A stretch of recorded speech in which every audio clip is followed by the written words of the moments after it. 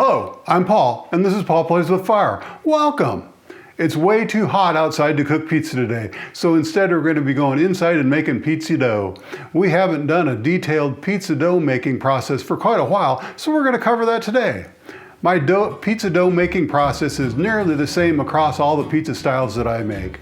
Sure, the ingredients and the amounts vary for each style, but my process for mixing everything into dough is very similar, and I do everything by hand. I've never even owned a stand mixer. I'm also going to include all my basic pizza dough ingredient lists for each of the pizza styles that I make at the end of this video. This will include ingredient lists for making New York style, Neapolitan style, Chicago Tavern style, Chicago Pane style, and Quad City style pizza doughs. The basic difference in the dough recipes is this. Neapolitan has no oil or sugar, just flour, yeast, water, and salt at about 65% hydration. New York style has a bit more olive oil and sugar at 60% hydration. Chicago Tavern style has a bit more oil than New York style and is rolled flat instead of hand tossed. Chicago deep dish has a bunch more olive oil and is pressed into a pan. And Quad City style uses malt syrup instead of sugar, along with a few other seasonings in the dough. And there you have it. That's about a year of my pizza research laid out for you just like that. Please put it to use to impress your friends and feed your family. You're welcome. You can also find examples where I make each of these pizza styles using the ingredients in my previous videos. But don't go watch them now. No. Stay here and watch this and then go watch those other videos later. Now let's make some pizza dough. This dough will be about 60% hydration, and this recipe will be enough to make 4 260-gram Chicago Tavern Style thin crust pizzas. We'll be using this dough to make Tavern Style pizza in the next video, so you should subscribe so you don't miss it. And while you're there, give this video a thumbs up. When it comes to measuring pizza dough ingredients, I do everything with a scale these days, and I'll tell you why. When measuring dry ingredients with a measuring cup, it makes a big difference how tightly you pack the ingredients, and it can vary quite a bit. So in order to make recipes that are reliably repeatable, I use a scale, and I recommend you do too. We'll start making our pizza dough by taking 360 grams of filtered water. I use filtered water so that the yeast doesn't have to fight against the chlorine in the tap water. If you don't have a water filter, you can also let the water sit out overnight in an open container. That'll help dissipate the chlorine. So we'll add this water, and then we'll add 16 grams of sugar to the water. And that's warm water, about 100 degrees, maybe 90 degrees. And then we're gonna add 4 grams of yeast. And stir that up. Using our Danish dough whisk. Does a great job of making dough. We like to use about 90-degree water because it gives the yeast a little bit of head start, and we like to use some sugar in this part of the pizza making process because it does help jumpstart the yeast a little bit. It gives the yeast something to chew on. Now that that's all mixed up, we'll let it sit and proof for about 10 minutes, and then we'll go from there once the yeast has proved to us that it's worthy of making pizza. Okay, we're back, and our yeast has definitely proved to us that it's worthy of going on. It's got a very nice froth to it, and it looks just perfect. So the next step is we're going to add 60 grams of olive oil, and we're going to add that to our water and our yeast and our sugar, and that we could add that later with the flour already in there. But that just helps it dissipate a little bit better and helps it mix in. Otherwise you get these kind of oily clumps in the flour, and nobody wants that. And then we're going to add 600 grams of our flour, and today we're using King Arthur bread flour. We also had a choice. We could have used the double O flour from King Arthur. I have both of those in the cupboard right now, but we don't really need the extra gluten development that the double O flour would give us, so we're just going to use the bread flour. That'll be fine for the pizza crust that we're making today. We'll save that double O flour for like making a Neapolitan pizza or a New York style pizza where you do need that extra gluten. So we're just going to take our whisk and mix that up real good, and then we're going to add in 16 grams of sea salt. And mix that up real good too. And this will take just a couple minutes to come together. You can kind of see how it's coming together already. I'll push this over where we get to it. Kind of just pushing the flour down on the sides when I can.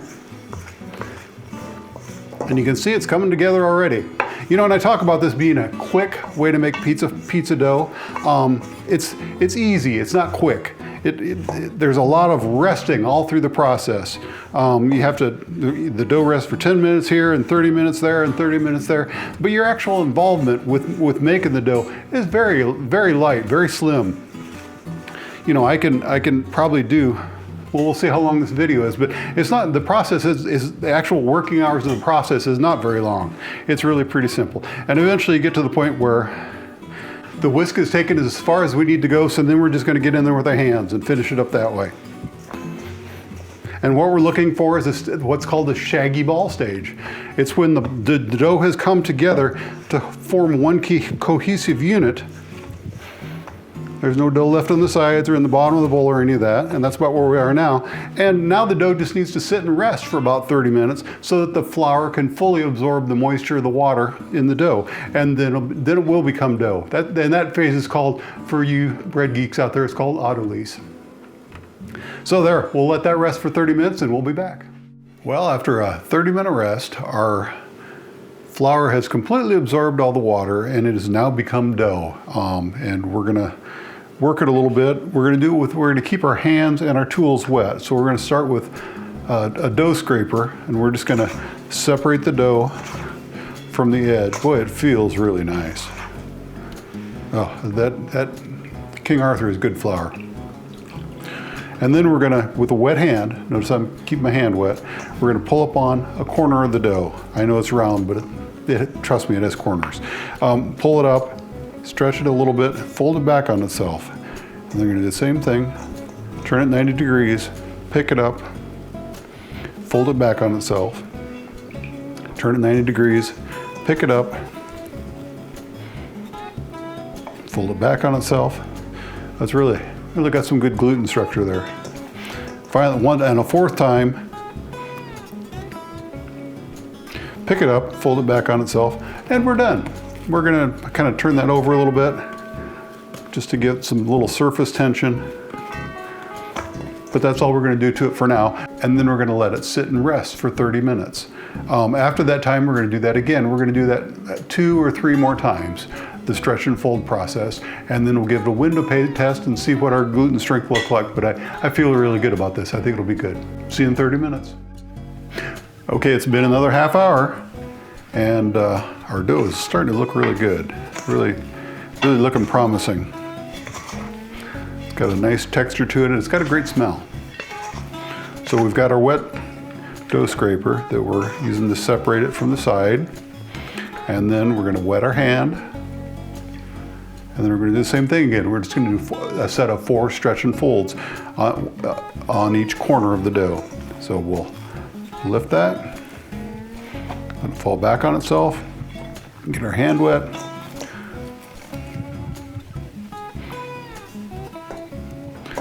Really builds those gluten threads without a whole lot of work, because let's face it, this is not a lot of work. This is not like kneading dough, but just the combination of stretching, folding it back on itself, and then resting. That's the most important part, resting. This is the lazy man's way to make dough. And that is our 4th, stretch and fold. And now we'll just turn it back and maybe just give a little surface tension again on top. And we'll be back one more time. We've repeated the stretch and fold process 3 times, and the dough now has developed some real elasticity. One of the ways to measure that elasticity is to give the dough a window pane test. In this test, you stretch the dough as thin as you can without tearing the dough. If you can stretch that dough so thin that you can see light through it, your dough is ready. Don't stress over this too much. It's just pizza, but it's kind of fun to try it anyway.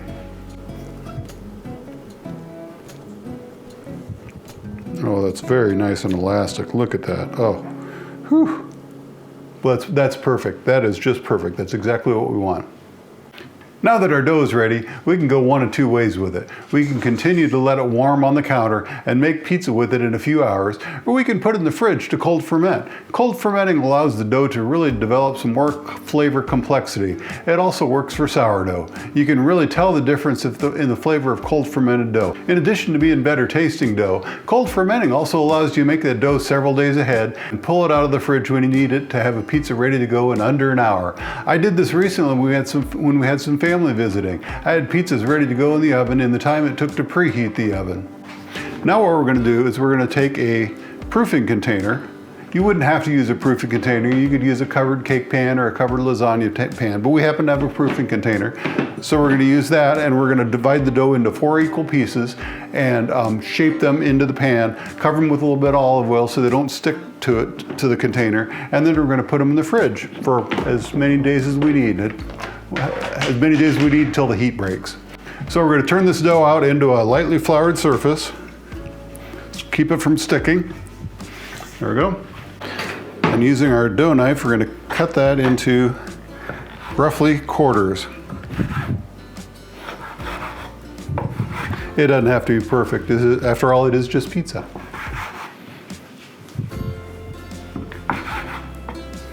Okay, that's about right. Looks pretty good. Now we're going to take each one of those and roll it into a somewhat round shape. And put it in our, there we go, just like that.